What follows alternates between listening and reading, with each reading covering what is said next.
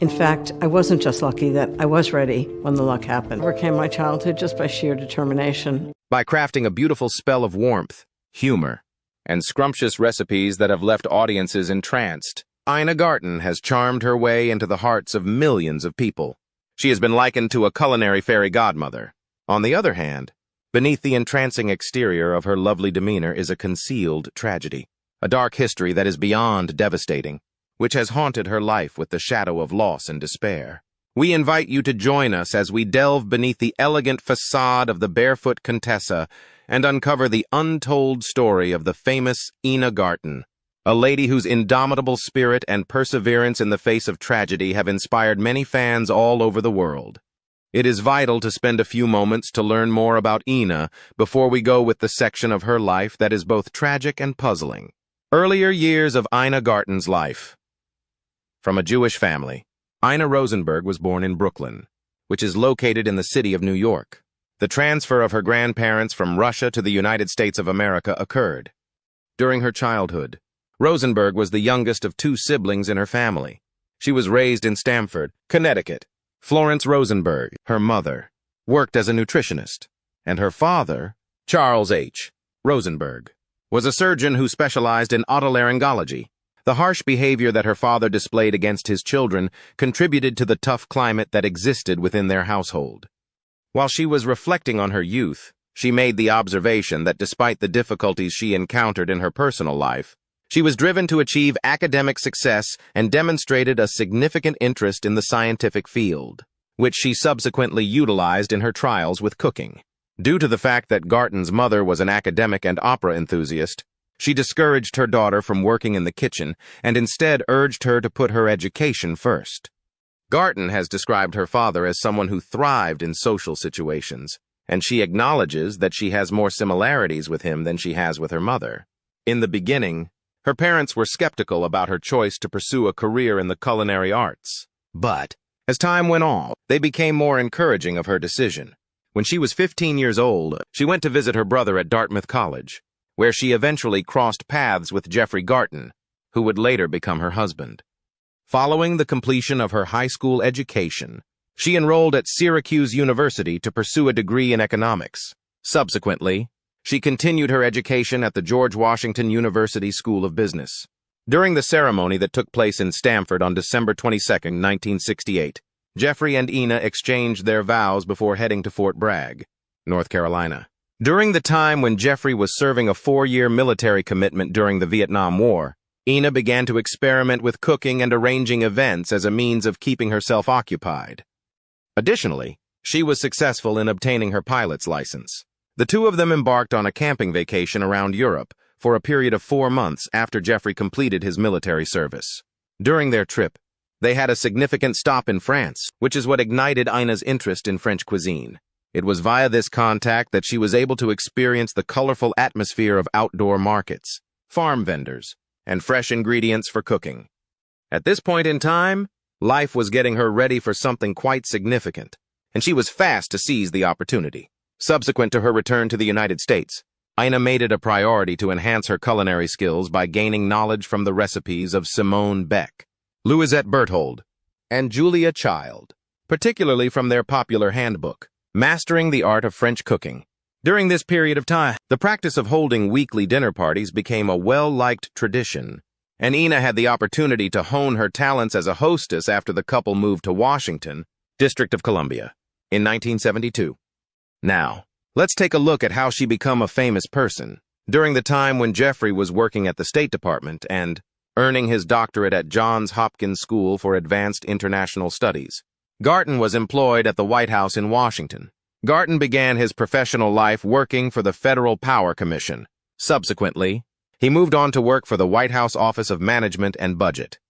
After everything was said and done, she became a budget analyst and was given the responsibility of developing the budget for nuclear energy as well as writing policy papers on nuclear centrifuge facilities during the administrations of Presidents Gerald Ford and Jimmy Carter.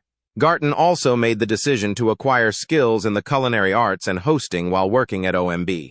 All of this was accomplished while Garten was purchasing and renovating older homes in the DuPont Circle neighborhood of Kalorama.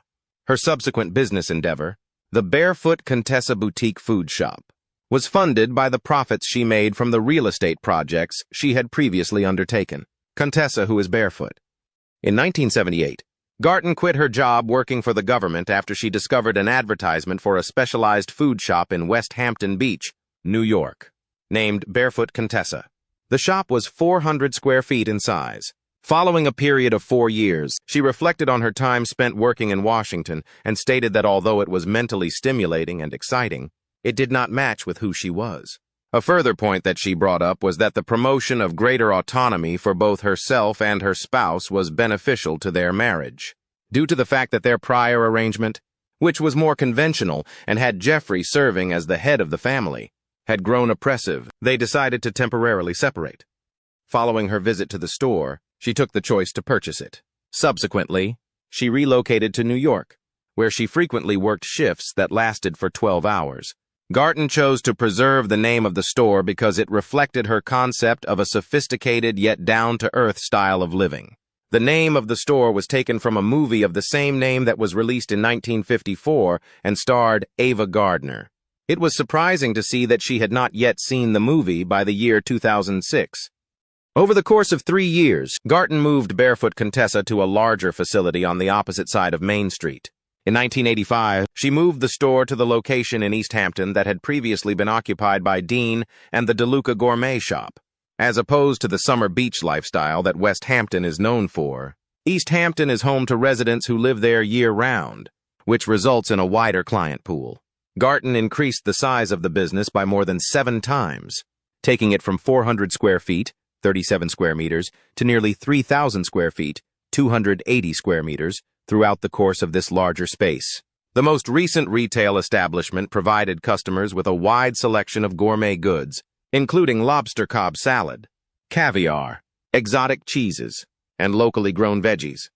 Anna Pump, who eventually owned both Loaves and Fish's specialty food store and the Bridgehampton Inn, was one of the local cooks and bakers whom Garten recruited to help expand the firm. Garten was also responsible for the expansion of the business. Famous clients, such as Steven Spielberg, have praised the store in public on a number of different media channels, which has brought the company a lot of attention. Garten made the decision to make a shift in 1996, after she had been operating Barefoot Contessa for 20 years. She sold the business to her workers Amy Forst and Parker Hodges, maintaining ownership of the building throughout the transaction. When unsure about her next career step, she decided to take a 1-year break from working in the culinary industry and set up an office above the store. Throughout this period, her main focus was on researching the stock market and developing concepts for upcoming business ventures. At the same time, her website, Barefoot Contessa, became popular as she started offering her coffees and various products for sale on the internet. In 2003, Barefoot Contessa became a popular gathering place in East Hampton, catching the eye of director Nancy Meyers, who chose it as a filming spot for the movie Something's Gotta Give, starring Jack Nicholson and Diane Keaton. The shop ended up shutting down in 2003 due to the lease ending and talks between Garten, the owner of the building, and the new owners didn't work out. Garten decided against reopening the store but kept the property for possible future renters. By 2024, the space is being used by a rag and bone store, rebranding. In 1999, Garten revived her career by concentrating on publishing. She expanded the Barefoot Contessa brand by releasing the Barefoot Contessa Cookbook in 1999, which became an unexpected bestseller. This book far exceeded Garten and Clarkson Potter's expectations by featuring the recipes that made her store successful. In the first year, Garten managed to sell more than 100,000 copies, leading to more printings after the first 25,000 cookbooks were sold out. In 2001, Barefoot Contessa Parties was released to critical acclaim and strong sales, followed by Barefoot Contessa Family Style in 2002. Both the Barefoot Contessa Cookbook and Parties were honored with nominations for James Beard Awards in the category of entertaining and special occasion cookbooks in the years 2000 and 2002, respectively. The surprise nomination for Parties was unexpected considering Garten was considered inexperienced compared to established nominees like Jacques Pepin and Brian St. Pierre. In the culinary world, Ina Garten, known for her Barefoot Contessa brand, has left a lasting impact with her cookbooks famous for their colorful and photos. In order to make the recipes visually appealing and interesting to the readers, each one is accompanied by a large photograph that has been carefully selected. Garten's cookbooks have been favorably reviewed overall, despite the fact that some critics have asserted that the emphasis on photography diminishes the amount of space available for specific recipes and directions. Giada De Laurentiis, a fellow chef and television personality, publicly acknowledged Garten as one of her preferred authors in 2005. This exemplifies the high regard that Garten is held in the world of culinary arts. By the year 2023, Garten will have published 13 cookbooks, which have collectively sold more than 14 million copies. This demonstrates both her fame and the enduring allure of her culinary creations. The New Yorker has gone so far as to call her the present queen of tastefully employed butterfat in the United States of America. Her recipes are regularly commended for their complexity and indulgence, and the New Yorker has gone in that direction. Garten's distinctive culinary technique is encapsulated in this remark, which frequently highlights the use of nutritious ingredients that enrich her recipes. How was she able to manage the shop? Despite this, not all of the feedback has been completely good. Since 2010, the Physicians Committee for Responsible Medicine has voiced their worry with Garten's cookbook, Barefoot Contessa. How easy is that? Due to the fact that it contains meat and dairy products that are high in cholesterol, fat, and calories. As a result of the organization's decision to declare it one of the 5 worst cookbooks of that year in terms of nutrition, a conversation ensued over the appropriate balance between the desire to indulge in cooking and the responsibility of cookbook authors to promote healthier eating patterns. Eric Felton, a reporter for the Wall Street Journal, defended Garten after he was subjected to criticism. He characterized the piece as an assault on cookbooks that go beyond lentils. The disagreement is brought to light by this statement.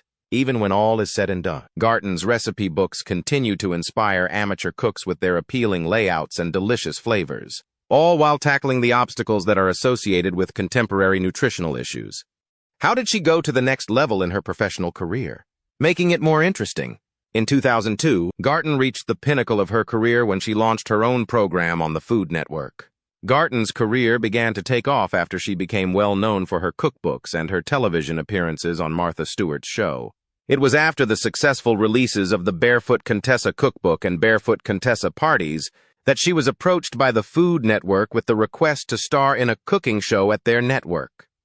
The initial collaboration that Garten attempted to build with Stewart's production firm in the year 2000 was unsuccessful due to the fact that she had difficulty dealing with the large television team and the rigid format. However, when Pacific, a production company based in London that is well known for Nigella Bites, presented a show with a smaller staff and a more laid-back environment, she agreed to a 13-episode season. This led to the successful launch of Barefoot Contessa in the year 2002. In the program, Garten's husband and their group of friends are featured heavily, and the program primarily invites celebrities who are directly familiar with Garten. Barefoot Contessa attracts an audience of approximately 1 million viewers per episode, contributing to some of the highest ratings recorded by the Food Network. In 2005, the series received a nomination for a Daytime Emmy Award in the Best Service Show category. Subsequently, in 2009, both the show and Garten were nominated again for Daytime Emmy Awards, this time in the categories of Best Culinary Program and Best Culinary Host, with Garten securing her first Emmy in the latter. That same year, Garten revealed that she had entered into a 3-year contract with the Food Network to continue her culinary series and planned to publish 2 additional cookbooks following Barefoot Contessa at home. Reports indicated that she received the most lucrative contract for a culinary author to date, involving a multi-million-dollar agreement for multiple publications. Despite receiving numerous proposals to create her own magazine, furniture line, cookware collection, and a chain of boutiques similar to Martha Stewart's Omnimedia, Garten declined these opportunities, expressing a desire to avoid complicating her life further. In 2023, her book, Barefoot Contessa Go-To Dinners, achieved remarkable success, selling over 800,000 copies and reaching the top position on the New York Times bestseller list. In 2022, Garten introduced Be My Guest on Discovery and the Food Network, a show in which she invites celebrities for visits. By 2006, famous cooking specialist Ina Garten, known for her user-friendly cooking methods and best-selling cookbooks, started a new project with her partner Frank Newbold. They started a unique series of pre-packaged food items under the trademark Barefoot Contessa Pantry through a collaboration with Stonewall Kitchen, a renowned company specializing in gourmet food products. This groundbreaking project was able to come to fruition. Additionally to the food store, Barefoot Contessa Pantry Collection was created to make Garten's beloved homemade recipes accessible to more people, providing convenience without sacrificing quality. The assortment of products offered consisted of a range of delicious items that mirrored Garten's cooking principles, like decadent coconut cupcakes, robust maple oatmeal scones, flavorful mango chutney, and tart lemon curd dot. Every item was designed to bring out the cozy and familiar feelings of homemade dishes, helping customers replicate those cherished flavors at home more effortlessly. Nevertheless, the higher cost of these items was a result of their high-quality standards, which reflected the luxurious characteristics of the products. For example, it was recommended that one box of brownie mix be sold for $10, putting the brand in the category of upscale choices for food lovers. These specially selected products were only sold at high-end kitchenware and gourmet shops, guaranteeing they were purchased by a sophisticated customer base. Prominent stores like Crate and Barrel, Sur la Table, and Chicago's Fox and Obel Market Cafe served customers looking for top-notch culinary goods. By undertaking this endeavor, Garten not only grew her business, but also emphasized her dedication to offering outstanding culinary experiences, enabling her cooking enthusiasts to savor their favorite tastes in a convenient pre-prepared form. The Barefoot Contessa Pantry Collection showcased her belief that delicious food should be within reach and pleasurable, even for those leading hectic lives. After her first 3 successful cookbooks garnered high praise for their easy yet elegant recipes, she delved deeper into the culinary world with her latest book, Barefoot in Paris. This book not just demonstrated her passion for French cooking, but also confirmed her status as an expert in the culinary field. She not only wrote, but also provided columns for the Oprah magazine, where she shared her knowledge and thoughts on entertaining, cooking, and party planning. Being a consultant for the magazine enabled her to connect with a larger audience, giving readers helpful advice and ideas for creating unforgettable events. Until 2011, she was a much-loved writer for House Beautiful, a well-known home magazine where her regular column, Ask the Barefoot Contessa, was a must-read for those in need of advice. In this column, she tackled different questions about cooking, hosting, and lifestyle, utilizing her vast expertise to provide insightful and useful guidance. Her friendly manner and relatable knowledge connected with readers, establishing her as a reliable figure in the home and hospitality realm. Besides writing and consulting, she grew her brand by launching a small range of note cards and journals that were created to enhance her books and allow supporters to connect with her cooking beliefs. These products showed her belief in the happiness of sharing recipes and moments with loved ones, further strengthening her bond with her audience. Additionally, she provided her knowledge to other culinary writers by writing the introductions for well-known cookbooks, such as Kathleen King's Tate's Bake Shop Cookbook and Rory Travato's Dishing with Style. These donations not only demonstrated her backing for other cooks, but also emphasized her dedication to promoting exceptional cuisine. Through her various endeavors, she has continued to inspire home cooks and entertainers alike, leaving an indelible mark on the landscape of modern cooking and hospitality. One of her highly acclaimed dishes, the lemon roast chicken with croutons, was featured in the Best American Recipes from 2005 to 2006. Highlighting her skill in creating flavorful yet simple meals. This specific recipe showcases her talent for transforming common ingredients into something exceptional, earning it popularity with cooks and food lovers. Another one of Garten's favorite dishes was also included in today's kitchen cookbook, which showcases the most loved recipes from the Today Show. This acknowledgement strengthened her reputation as a reliable provider of tasty and simple recipes that attract a large audience. In Thanksgiving 2010, her recipes were featured prominently on Google's homepage, significantly boosting her impact in the culinary world. This rare visibility not only presented her to a larger audience, but also emphasized her influence on modern cooking and holiday customs. And by June 2012, Garten started a blog on Facebook to share her cooking tips and personal stories, embracing the digital era. The reaction was immense, with her gaining more than 100,000 followers in only 3 weeks. Her talent in engaging with fans and food enthusiasts was emphasized by the quick expansion of her online community, which revolves around her love for cooking. In 2019, she partnered with her friend and writer, Cheryl Haft, to include her beloved potato latkes recipe in the kids' book, Goodnight, Bubala. This lovely offering displayed not just her cooking skills, but also demonstrated her dedication to passing down the joy of cooking to future generations, guaranteeing that her treasured recipes will be handed down to families. Garten has become a cherished icon in the culinary realm by engaging in a variety of projects, motivating numerous people to delve into the world of cooking. The husband of the famous chef, Jeffrey Garten, has achieved success in government and academia. During the Bill Clinton administration from 1993 to 1995, he held the position of Undersecretary of Commerce for International Trade, where he played a key role in shaping U.S. trade policy during a crucial period in the nation's economic history. Following his time in politics, Garten moved into the academic field and served as the dean of the Yale School of Management from 1995 to 2005. His leadership at Yale played a key role in molding the future business leaders, and he is frequently acknowledged for his impact on the realm of management education. In addition to his achievements in his career, Jeffrey often appears on his partner's well-known cooking program. In the program, he assumes different tasks like helping with cooking, sharing his knowledge on cooking methods, and sampling the tasty food she makes.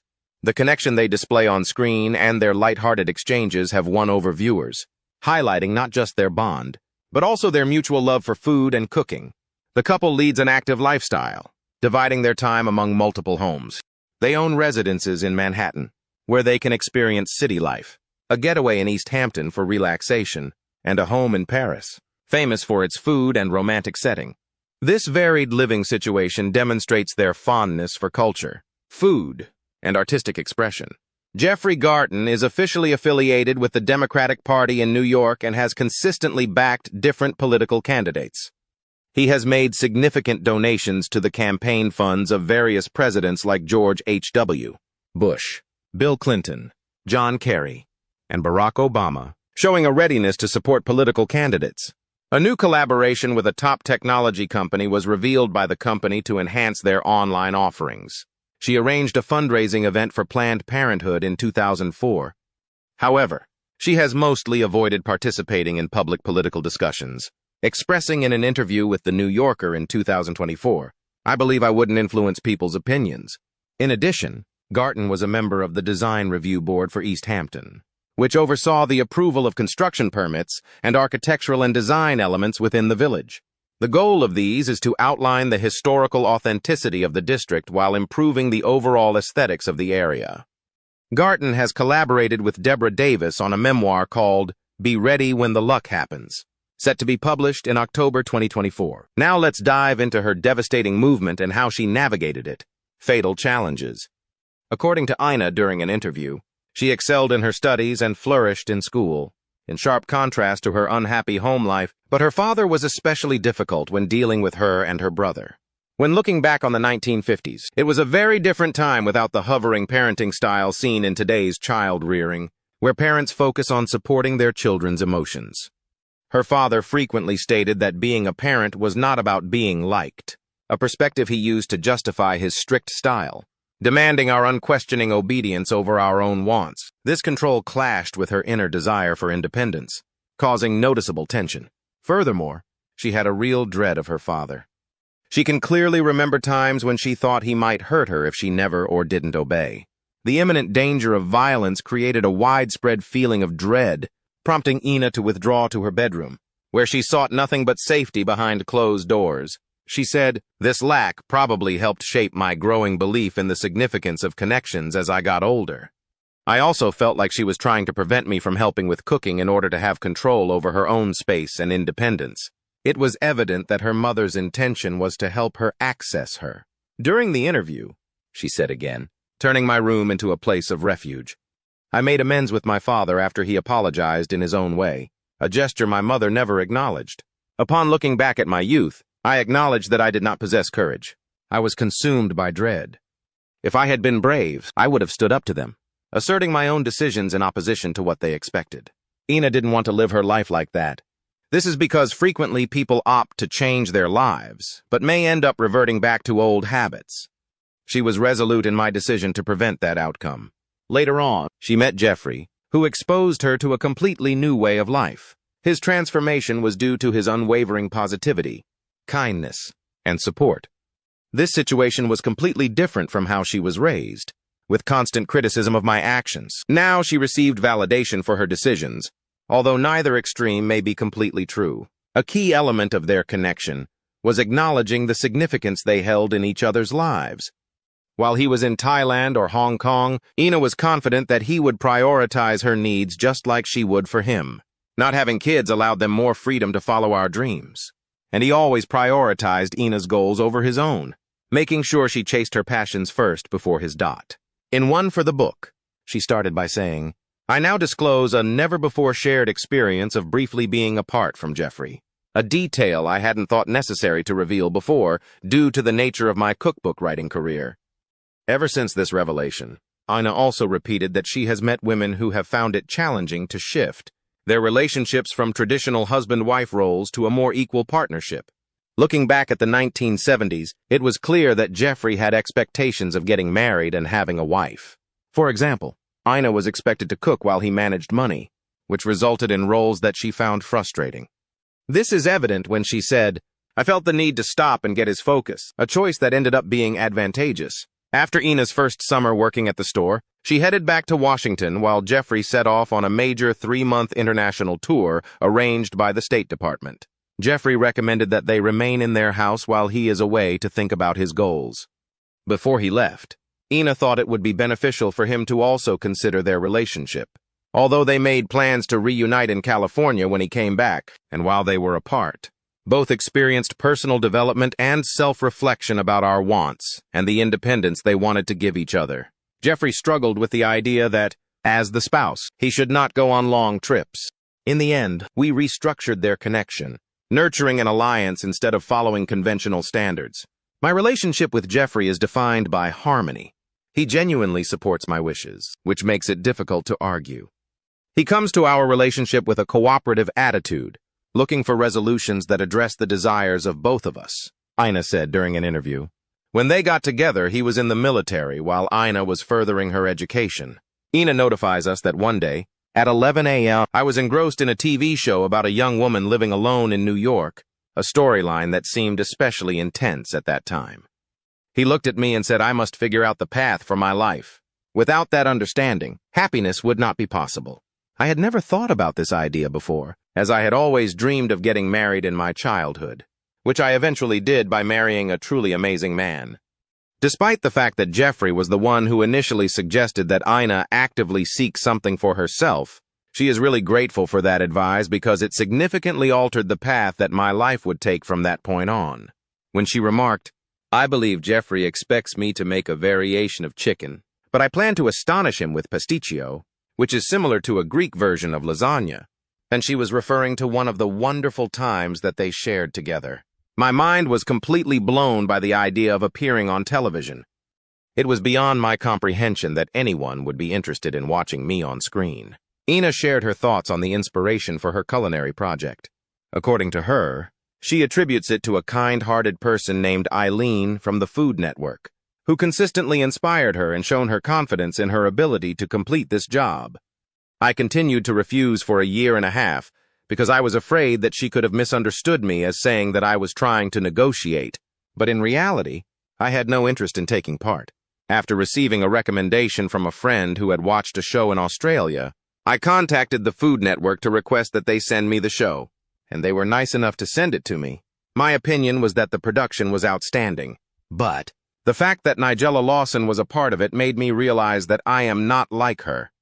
Following that, I was approached by the producer of the Food Network, and during the course of a thought-provoking conversation, I came to the realization that she understood that I was not attempting to emulate Nigella Lawson.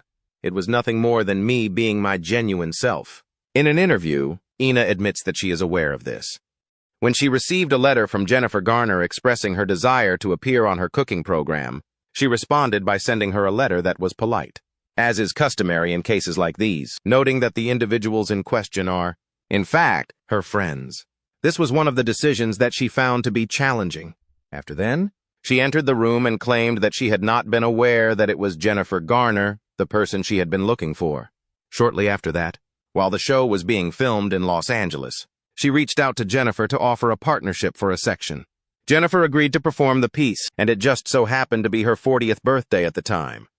Therefore, Ina was graciously invited to join her birthday celebration, and it turned out to be a wonderful occasion. The event was attended by 40 women who were dressed in casual attire, namely sweatpants, and they were instructed to retain their hair in ponytails without any extra treatment. Ina had a wonderful time at the event, which was made possible by the wonderful atmosphere that was created by these incredible women. Jennifer has been participating in the performance as of late, which was a very wonderful experience. Her unusual manner on the culinary program, which appears to be a hilarious parody of Barefoot Contessa, was something that Ina admired. You should click the next video that appears on your screen, as well as like and subscribe to this video if you found it entertaining.